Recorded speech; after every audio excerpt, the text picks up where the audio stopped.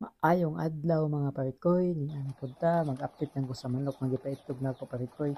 So mao na sila karon parikoy, ano sila sa mga 80 to 90% ang ilang hatag ng itlog karong panahona. Nindot kani siya parikoy at imanon parikoy kontra sa baboy parikoy nga daghan kay trabaho kani kuan lang ka, magpakaon lang ka man mag harvest itlog mo ra parikoy. Ang akong ganahan ng jud ani nga negosyo parikoy no bisag ginagmay lang kay ulan, init, naa jud ka income parikoy nya pan ba dili kayo gid siya hago sa trabaho ba labi na kanang pwede ra babae magatiman parikoy. Nya ikaduha parikoy, dili ka maglisod og dispose sa imong itlog kay ang mga silingan ninyo mamalit man pod labi na makabalo sila nga bag-o jud kayo ng itlog dili kaya ng mga stock sa tindahan nga dugay na tayo. Gawas sa makabaligya na kag itlog parikoy, makakonsumo pa jud ka og bag-o nga itlog gikan sa inyong mga manok, di ba? Kung gusto mo mag-enjoy parikoy nga at the same time namoy extra income, testingin ninyo ning inani parikoy. Ginagbay lang gyud sa ta magsugod parikoy kay wala man gyud magsugod sa binagko gud.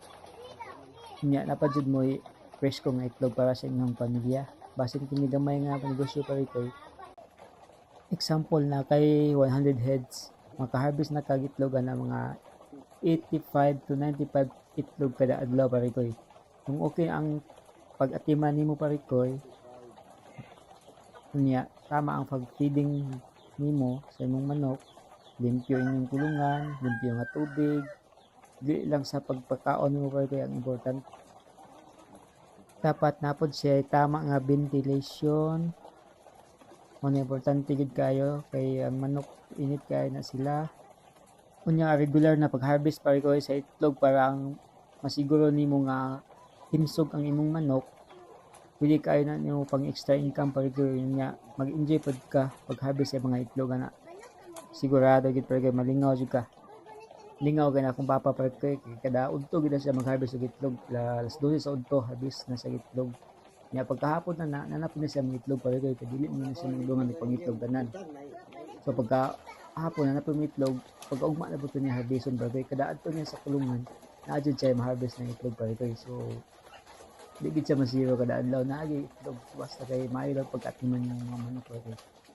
Ang iyang pagpakaon ani parikoy 3 times a day sa una pag bag-o pa pag karon na kuan na di mo inyo na lang kuan buntag ug hapon na lang yung ipakaon niya daghan lang yung pagkaon niya sa buntag pagkahapon na po niya usban gamay na lang pagkahapon so ginatimbang hapon na mo parikoy ang iyahang pagpakaon parikoy.